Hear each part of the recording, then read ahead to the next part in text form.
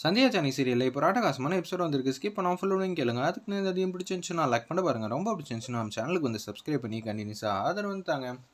நம்ம தனாக்கு வந்து phone call வந்துடுது. அந்த இடத்துல என்னடா அது திடீர்னு ஃபோன் கால் வருது, யாரா பண்ணுறா அப்படின்னு சொல்லி பார்த்தா கார்த்திலேருந்து தான் ஃபோன் வந்திருக்கு போல இருக்கு. அவரோட மனசு கொஞ்சம் கொஞ்சமாக வந்து தனா பக்கம் வந்து சாயிற மாதிரி தான் இப்போ வந்து பேச்சு வந்து ஆரம்பிக்கலான்னு இருக்காங்க. பாத்ரூம்குள்ளே போயிட்டு கதவை தப்பா போட்டுட்டு அப்படியே பேச்ச ஆரம்பிக்கிறாங்க. நம்ம தனா, சொல்லுங்கள் சார், எப்படி இருக்கீங்க? நான் என் மனசை ஒரு இடத்துல வந்து பறி கொடுத்துட்டேன்னு நினைக்கிறேன். என்னது இவர் பேசுகிற பேச்சே சரியில்லையே, ஒரு வேளை நம்மளை லவ் பண்ண ஆரம்பிச்சிட்டாரோ? தனாத்துக்கு வந்து சந்தேகம் வந்துடுச்சு அந்த இடத்துல. என்ன சார் சொல்கிறீங்க? ஆமாம், நீ என் கனவை வந்து நிறைவேற்ற ஆல்மோஸ்ட் வந்து கொண்டு வந்துட்டேன்னு அர்த்தம். இன்னும் ஒரு போட்டி தான் நேஷ்னல் லெவலில் ஜெயிச்சதுக்கு அப்புறமேட்டுக்கு கோல்டு அடிக்கிறதுக்கு நீ ஒலிம்பிக்கு சிட்டா பறந்துடலாங்கிற மாதிரி அந்த இடத்துல பேசிகிட்டு இருக்காங்க நம்ம கார்த்தி. அப்படியா சார், ரொம்ப சந்தோஷம் அப்படின்னு சொல்லிட்டு இருக்கப்ப சாப்பிட்டியா அப்படின்னு சொல்லி கேட்குறாங்க. என்னது சாப்பிட்டியா? தூங்குற நேரத்தில் யாராவது சாப்பிட்டீங்களான்னு கேட்பாங்களா? இல்லை, திடீர்னு உங்ககிட்ட என்ன பேசணும் ஏது பேசணுன்னு எனக்கு தோணவே இல்லையா? அப்போனா ஏற்கனவே வந்து ப்ரிப்பேர் பண்ணிட்டு என்ன பேசணுன்னு அப்படியே லிஸ்ட்லாம் போட்டு வச்சுருங்க. அதுக்கப்புறம் பேசுங்க. எனக்கும் பேசுகிறதுக்கு கொஞ்சம் ஈஸியாக இருக்கும். உங்கள் வீட்டில் அப்பா அம்மாலாம் ஏற்றுக்கிட்டாங்க போல இருக்கு. ஆமாம், ஏற்றுக்கிட்டாங்க. எனக்கும் சர்ப்ரைஸாக தான் இருக்குது. ஆனால் எப்படி இனிமேட்டு ரெகுலர் மனசை வந்து கன்வின்ஸ் பண்ணி நம்ம 2 பேரும் கல்யாணம் பண்ண போகிறோம்னு தெரியலையேங்கிற மாதிரி யோசிச்சுட்டு இருக்காங்க. அந்த இடத்துல நம்ம கார்த்தியோட நடவடிக்கைலாம் பார்த்தா சந்தேகம் வருது. அந்த இடத்துல நம்ம தனாத்துக்கு, என்ன வேணான்னு சொன்னீங்களே, நான் உங்களை லவ் பண்ணுறேன்னு சொன்னப்போ இப்போ பாருங்கள் நான் எப்படி உங்களை சுத்த விட்றேன்னு மட்டும் பொறுத்து இருந்து பாருங்கிற மாதிரி சின்னதாக கோவத்தோடு பேசுகிறாங்க. சரி சார், எனக்கு தூக்கம் வந்துருச்சு, நான் எதுவாக இருந்தாலும் அப்புறமேட்டு பேசுகிறேன், நீங்கள் நாளைக்கு வந்து ஃபோன் அடிங்க சார்னு சொல்லிட்டு ஃபோனை வந்து கட் பண்ணிடுறாங்க. உங்களுக்கு இருக்கிற தவிப்பு தானே எனக்கும் அப்போ இருந்துச்சு, அப்போ என்னை வந்து நிராகரிச்சிங்களே, இப்போ பாருங்களேன் உங்களை சுத்த விட்றேங்கிற மாதிரி யோசிச்சுட்டு இருக்காங்க. ஜானகி வந்து கேஷுவலாக அப்படியே ரகுராம் ரூம்குள்ளே வந்து வராங்க. ரகுராம் வந்து என்கிட்ட ஜானகி என்ன சொல்லிட்டு போனா, கோயிலுக்கு போகிறேன்னு சொன்னான். ஆனால் அங்கே வந்து பார்த்தா அவள் பிள்ளைங்களுக்கு ஆதரவாக வந்து நிற்கிறா. அதில் எனக்கு சந்தேகமே இல்லை. நல்ல முடிவு தான் இருந்திருக்கா. என்னை பார்த்து பயந்து அவன் இந்த விஷயத்த வந்து சொல்லக்கூடாதுன்னு முடிவெடுத்திருக்கா. அப்போனா நான் வந்து அவளோட கண்ணோட்ட பார்வையில் தப்பான இடத்துல இருக்கிற மாதிரி தானே தெரியுது. அப்போனா ரகுராம், நீ இத்தனை நாளாக வந்து ஜானகிட்ட புரிஞ்சிக்கலையா?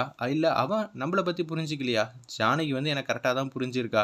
நான் தான் ஜானகிட்ட பேசக்கூடாதெல்லாம் பேசி வச்சிட்டேன் போல இருக்கு. அதனால நம்ம ஹஸ்பண்டுக்கு இதெல்லாம் சுத்தமாக பிடிக்காதுன்னு அவன் நினச்சிக்கிட்டு இருக்காங்கிற மாதிரி யோசிக்கிறாங்க. அந்த இடத்துல நம்ம ரகுராம் அப்போன்னு பார்த்து, என்னங்க நான் வந்ததுலேருந்து நான் உங்களை பார்த்துக்கிட்டே இருக்கேன், நீங்கள் என்கிட்ட பேசவே மாட்டேங்கிறீங்களே, என்னங்க என் மேலே கோவமா? கோவம் இல்லை ஜானகி, வருத்தம் தான் இருக்குது. கோவம் எப்படி இருக்கும்? கோவம்னா வெறுப்பு காட்டணும். நீ நல்லது தானே செஞ்சுருக்க. அப்படி இருக்கும்போது உன் மேலே நான் எதுக்கு வெறுப்பு காட்ட போகிறேன்? எனக்கு சின்னதாக வந்து மன வருத்தம் இருக்குது அப்படின்னு சொல்லிட்டு இருக்காங்க அந்த இடத்துல. இல்லைங்க, நம்ம குழந்தைங்களோட ஆசையை கனவுகளை நிறைவேற்ற தான் நான் இப்படி பண்ணேன். நீ தப்பாக புரிஞ்சிக்கிட்டு இருக்க ஜானகி. ஒரு விஷயம் சரி தப்புன்னு நீ என்கிட்ட வந்து கேட்டிருக்கலாம். ஆனால் நீ கேட்காம விட்டுட்டியேம்மா. நான் அப்படி என்ன பாவம் பண்ணேன்னு எனக்கு தெரியல. ஜானகிங்கிற மிகப்பெரிய ஒரு நம்பிக்கை எனக்குள்ளே இத்தனை நாளாக இருந்துச்சு. ஆனால் இப்போ அது உடஞ்சி போச்சுமா. அதான் எனக்கு வருத்தமாக இருக்குது. இனிமேட்டு நம்ம பேசுறதுக்குள்ள எந்த விதமான அர்த்தமும் இருக்காது. நம்ம 2 பேரும் இனிமேட்டு பேசிக்க வேணாம் அப்படின்னு சொல்லிடுறாங்க. என்னங்க சொல்கிறீங்க? என்கிட்ட எப்படிங்க பேசாமல் உங்களால் இருக்க முடியும்? கஷ்டம்தான் ஜானகி. இது நான் உனக்கு கொடுக்குற தண்டனை இல்லை, எனக்கு கொடுக்குற தண்டனை. ஏன்னா உன்கிட்ட வந்து நான் சரி வர என்னை பற்றி சொல்லாமல் விட்டுட்டேனா, இல்லை என் கூட நீ இத்தனை நாளாக வந்து புரியாமல் இருந்துறியா? அப்போனா எனக்கு ஒன்றுமே புரியலையே. இது என் மேலே தப்பு தான் ஜானகி. அதுக்கான ஒரு விஷயத்தை தான் இனிமேட்டு நான் உங்ககிட்ட பேச மாட்டேன்னு சொல்லிடுறாங்க அந்த இடத்துல. ஏங்க இது மாதிரிலாம் பண்ணாதீங்க, நீங்கள் பேசாட்டா நான் என்ன பண்ணுவேன்? சாமி என்னை மன்னிச்சிருங்கிற மாதிரி அந்த இடத்துல வந்து ஜானகி வந்து சொல்கிறாங்க. மன்னிப்பெல்லாம் பெரிய வார்த்தை ஜானகி, அதெல்லாம் கேட்க வேண்டிய அவசியம் இல்லை, தேவையில்லை.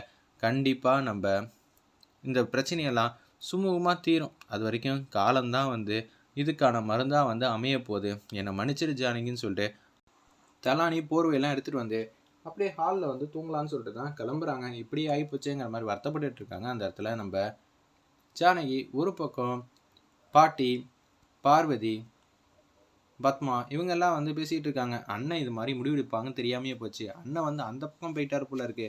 ஜானகி என்ன சொன்னாலும் ஏற்றுக்கிட்டாங்க. நம்மலாம் சொல்கிறதுக்கெல்லாம் பேச்சுவார்த்தைக்கெல்லாம் ஒன்றுமே கிடையாதா அப்படின்னு சொல்லிட்டு இருக்காங்க அந்த இடத்துல. இதை கேட்டோன்னு வந்து பேரதிர்ச்சியாக வந்து இருக்காங்க.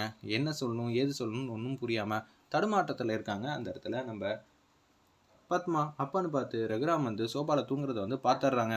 என்னது அண்ணன் வந்து அந்த பக்கம் போயிட்டாருன்னு பார்த்தா என்னது இங்கே வந்து தூங்குறாங்க? அப்போனா ஜானகி செஞ்சதை எதுவும் ஏற்றுக்க முடியல, அதனால தான் சோபாவில் வந்து தூங்கிட்டு இருக்கான். ஜானகிட்டே இனிமேட் பேச மாட்டான். எப்போதும் ரகுராமா தான் இருப்பான். சில பேரோட நடவடிக்கை அவனுக்கு பிடிக்காம இருக்கு. என்னது இன்னமும் நீங்கள் ஆரம்பத்துலேருந்து இப்போ வரைக்கும் பேசிட்டு தான் இருப்பீங்களான்னு மணிவண்ணன் வந்து கிண்டல் பண்ணிட்டு இருக்கிறப்ப வாசலில் தூங்குற ரகுராம் வந்து பார்த்துட்றாங்க. அச்சச்சோ, இந்த பிரச்சனையை நம்ம தான் தீர்த்து வைக்கணும்னு சீனு, தனம், இன்னொரு பக்கம் மாயா 3 பேர் யோசிக்கிறாங்க. நான் பேசினா சரி வராது, அத்தைக்கிட்ட நீங்களே போய் பேசுங்கன்னு சொல்லி அனுப்பிச்சி வைக்கிறாங்க. அந்த இடத்துல நம்ம சீனும் தனாவும் மாயாவும் குடுகுடுன்னு போகிறாங்க. நம்ம ஜானகி ரூம்குள்ளே, பெரியம்மா என்ன பிரச்சனை, அம்மா என்ன பிரச்சனை அப்படின்னு சொல்லி அவங்க 2 பேரும் கேட்குறாங்க.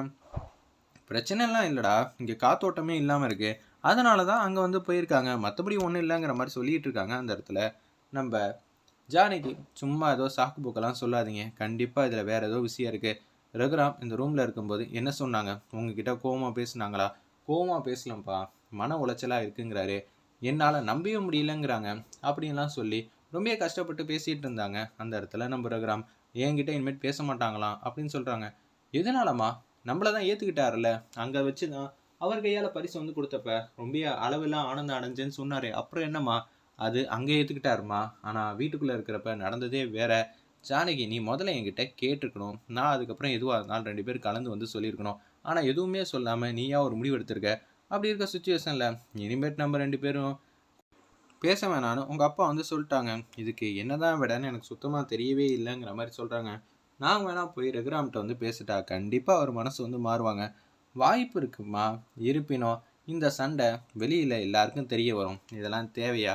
அதனால் அமைதியாக இருப்போம், காலம்தான் இதுக்கான விடை வந்து கொடுக்கும். ரகுராம் நிச்சயம் என்கிட்ட பேசாமலாம் இருக்கலாம் வாய்ப்பில்லை, பார்த்துக்கலாம் அப்படின்னு சொல்லிடுறாங்க.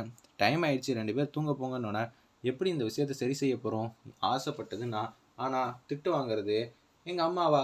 இதில் என்ன நியாயம் இருக்குங்கிற மாதிரி யோசிக்கிறாங்க. அந்த இடத்துல நம்ம தனாவும் மாயாவும் ஒரு பக்கம் அடுத்த நாள் காலையில் பொழுது வந்து விடியுது. வீட்டுக்கு எப்போதும் போல் சமைச்சிக்கிட்டு இருக்காங்க. நம்ம ஜானகி அம்மா அப்பான்னு பார்த்து பத்மா, பார்வதி, சாரு 3 பேர் வந்து நிற்கிறாங்க. அண்ணி, எனக்கு என்ன சொல்கிறதுன்னு தெரில, அண்ணன் இத்தனை நாளில் உங்களை விட்டு பிரிஞ்சதே இல்லை, அதுவும் இல்லாமல் ரூம் விட்டு வெளியில் தங்கினதே இல்லை. ஆமாண்டா, எனக்கும் இதெல்லாம் தெரியுது, என்ன பண்ணுறது, அவரோட கோவம் எத்தனை நாள் தான் இருக்கும், எப்படி இருந்தாலும் மாறிடும்.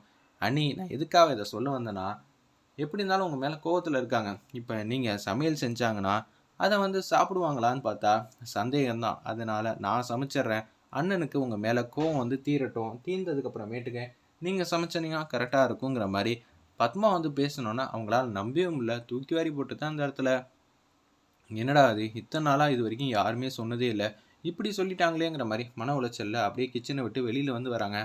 சமையலுக்கும் எனக்கும் எந்த பொறுப்பும் இல்லையா?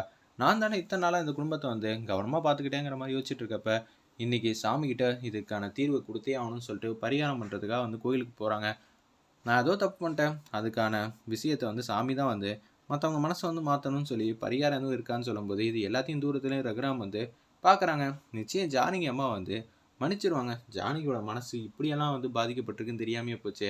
நம்ம கொஞ்சம் ஓவராக தான் நடந்துக்கிட்டோமோ, ஜானகிட்ட பேசாமல் என்னாலையும் இருக்க முடியாது, என்கிட்ட பேசாமல் ஜானகியாலையும் இருக்க முடியாது. அப்படி இருக்கும்போது இதெல்லாம் ஒரு விஷயமா, கடந்து போடா ரகுராம்ங்கிற மாதிரி அவர் வந்து யோசிக்கிறாப்புல.